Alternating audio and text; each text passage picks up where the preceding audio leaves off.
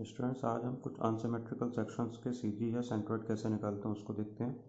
तो यहाँ पर आपको जो क्वेश्चन दिया हुआ है उसमें आप देखेंगे कि आपको जो भी एक सिमेट्रिकल सेक्शन नहीं है उसके अलग अलग डायमेंशंस आपको प्रोवाइडेड हैं।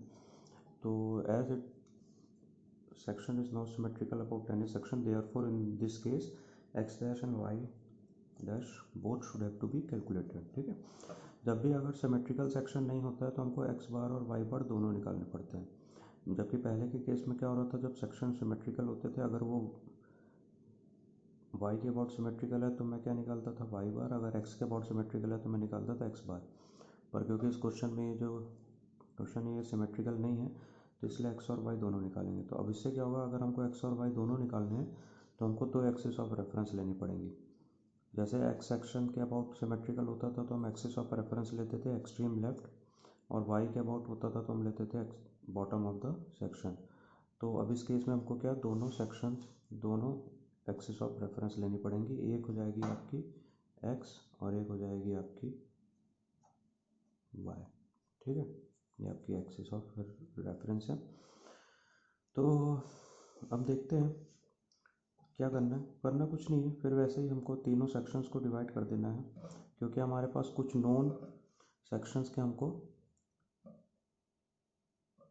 सीजी की वैल्यू पता है। ठीक है, तो हमको रेक्टेंगल की सीजी की वैल्यू हमेशा पता रहती है कि वो कहाँ होता है। वो होता है eight A distance of b/2 अगर विड्थ है, और eight A distance of h/2 अगर मैं हाइट की बात कर रहा हूँ। ठीक है, तो इसलिए इस सेक्शन को हमने फिर से रेक्टेंगल के में डिवाइड करें, तीन रेक्टेंगल्स में, एरिया 1, एरिया 2 एंड एरिया 3। अब एक्स बार जब निकालेंगे तो we will take the distances in this direction, और जब वाई बार निकालेंगे तो we will take the directions in this direction, it means upward.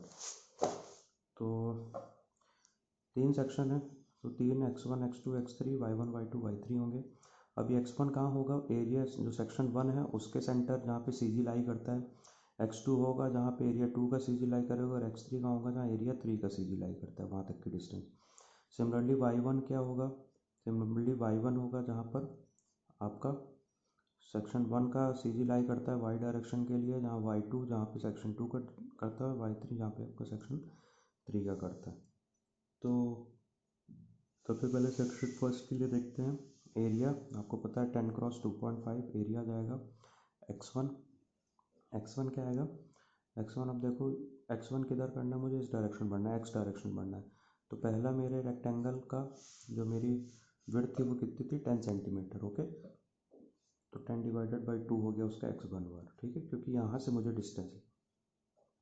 y1 बार कितना होगा, y1 मतलब मुझे नीचे से y डायरेक्शन देखनी है, तो y1 क्या होगा, पूरा मैं 20 सेंटीमीटर और 2.5 है ना, 22.5 सेंटीमीटर यहाँ तक जाऊँ और फिर वहाँ से 2.5 का हाफ नीचे आऊँ। ठीक है, या फिर कैसा कर सकता हूँ, 20 सेंटीमीटर प्लस 2.5/2, क्योंकि इसका सीजी कहाँ होगा, यहाँ इसके सेंटर पे कहीं होगा। ठीक है, तो मुझे 2.5 का हाफ लेना है, तो मैंने कर दिया 20 प्लस 2.5/2।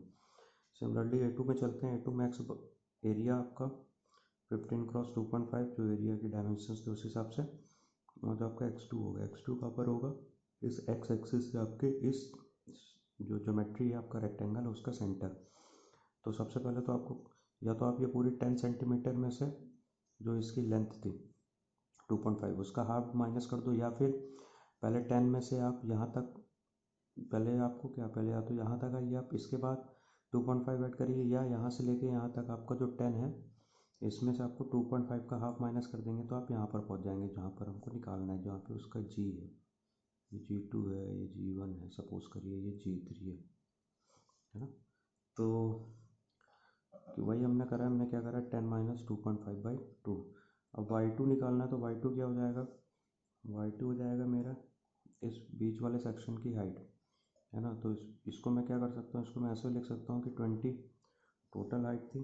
ठीक है, जो मेरी थी 20 टोटल हाइट थी, या फिर मैं क्या करूँ, मेरी को ये डिस्टेंस पता है 5 है ना, रेस्ट ऑफ द डिस्टेंस आपके पास कितनी बच रही थी, 15। ठीक है, क्योंकि आपके पास कितनी थी, ये आपके पास थी 5 थी, और ये थी आपके पास 15 सेंटीमीटर। ठीक है, तो इस केस में फिर आप क्या कर सकते हैं कि 5 यहाँ से यहाँ तक आ गया और फिर 15 का हाफ कर लिया मैंने, ठीक है। तो 5 + 15/2, ठीक है। अब एरिया 3 के लिए देखते हैं। एरिया 3 ये है आपका, इसके लिए A3 की वैल्यू क्या होगी। सबसे पहले तो आपको यहाँ से यहाँ तक 10 आना पड़ेगा, मैंने यहाँ से यहाँ तक आप 10 आओगे, ठीक है। 10 में से आप ये 2.5 माइनस करो तो आप दोबारा यहाँ पहुँचोगे और उसमें 20 का हाफ ऐड कर दो, ठीक है। तो एक्स बार क्या हो गया, 10 - 2.5, 10 - 2.5 करा तो क्या हुआ, 10 पे मैं यहाँ आया, -2.5 करा तो मैं दोबारा जहाँ ये रेक्टेंगल A3 स्टार्ट हो रहा था वहाँ पहुँच गया, और वहाँ से मैंने क्या करा, 20/2 कर दिया, तो मेरे को क्या मिल गया, इसका x3 मिल गया 17.5। y3 आपका हो जाएगा सिमिलरली, इसकी टोटल हाइट थी 5/2, दैट इज़ 2.5। आपके पास A1 x1 y1 तीनों आ चुके हैं। अब आपको फॉर्मूला रखना है एक्स बार का, जो हम रखते थे A1 x1 A2 x3 A3 x3 upon A1 + A2 + A3। यहाँ पर A1 y1 + A2 y2 + A3 y3 upon A1 + A2 + A3। उससे आप एक्स बार और वाई बार निकाल लेंगे और उसको लोकेट करेंगे तो ये कहीं आ रही 13.56 और 7.7 सेंटीमीटर पे।